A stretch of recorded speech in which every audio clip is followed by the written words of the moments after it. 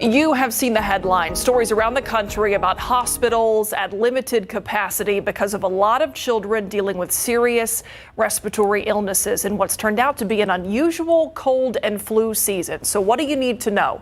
We're going to talk about that today with pediatric infectious disease doctor, Dr. Tess Barton from UT Health. Always a pleasure to have you here. You always give us good insight. So let's talk first about what you are seeing here locally. We're hearing a lot about flu and RSV in particular. Sure. First of all, thank you for having me. So we are seeing actually tons of RSV and tons of flu. So RSV is a respiratory virus and it surges every year. Families with young babies have to deal with it and around this time of the year. It's been a bad RSV season. We've seen a lot more than usual, and we've seen really sick kids with RSV. And on top of that, we're actually having an early flu season. So RSV and flu came together this year instead of one after the other like they normally do. Are you seeing COVID at all? What are we seeing with the COVID numbers right now?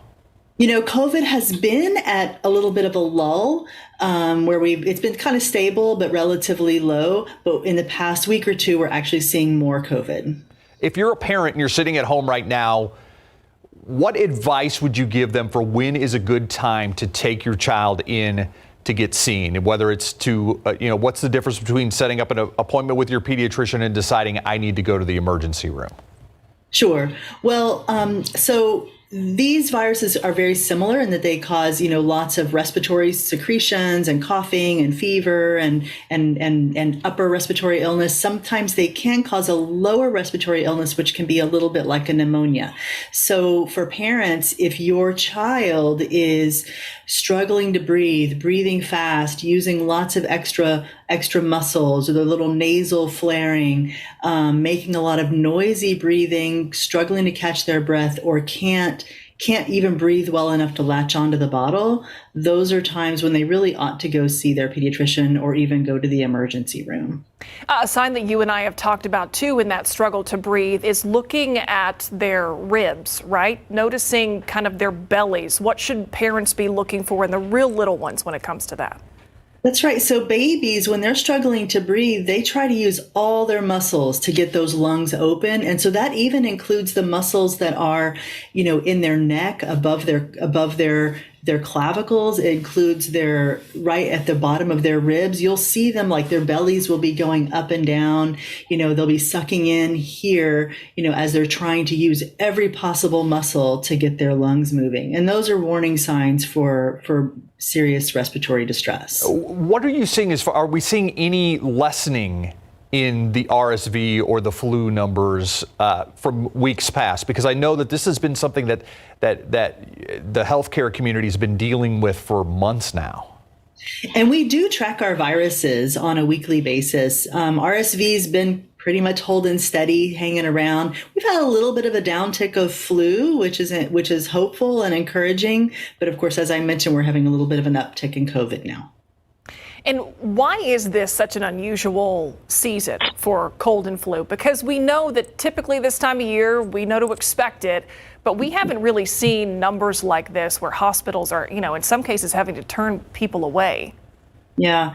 So, sometimes the viruses just have a different season. I think this time we're all sort of speculating that, during COVID, we were a little bit more cautious about what we did and where we went, and we were wearing masks. And then when we've put all of those aside, as we're entering winter virus season, we don't have a lot of immunity from the past couple of years to all of those things. And so, rather than kind of building a little bit of immunity to help keep us from getting serious illness, it's kind of hitting us all at once. I want to ask about treatment because especially for kids, we know that they're going to be exposed to other children in schools, at daycares.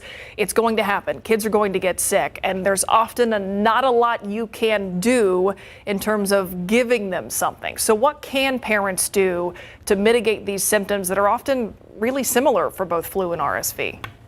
So the mainstay of any respiratory virus illness, regardless of the virus, is lots of good hydration and clearing out nasal secretions.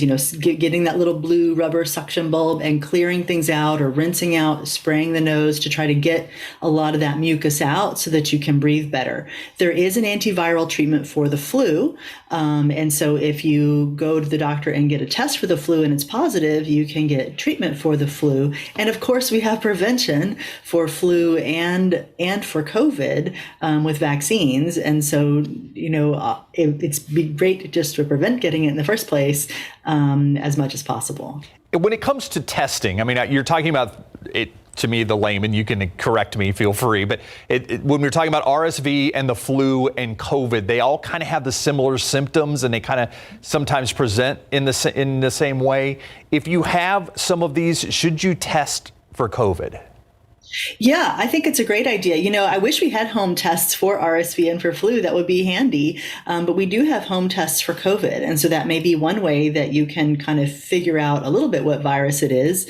And of course, most pediatricians' offices have rapid tests for these viruses as well. Dr. Barton, before we let you go, you and Steve both know I have dealt with serious RSV in my house in the last couple of months, so I've learned a lot about it. And something that I want to make sure people understand is sort of the timeline of that illness, because it gets worse before it gets better. That's right. So RSV typically builds with kind of worsening mucus, worsening cough for the first 3 or 4 days, and that's when it hits its peak. So that's really when parents need to be on the lookout for a lot of those warning signs, because it will get worse before it gets better. And there are so many people out there right now dealing with RSV in their children or in themselves. Dr. Tess Barton, always appreciate your time with UT Health San Antonio.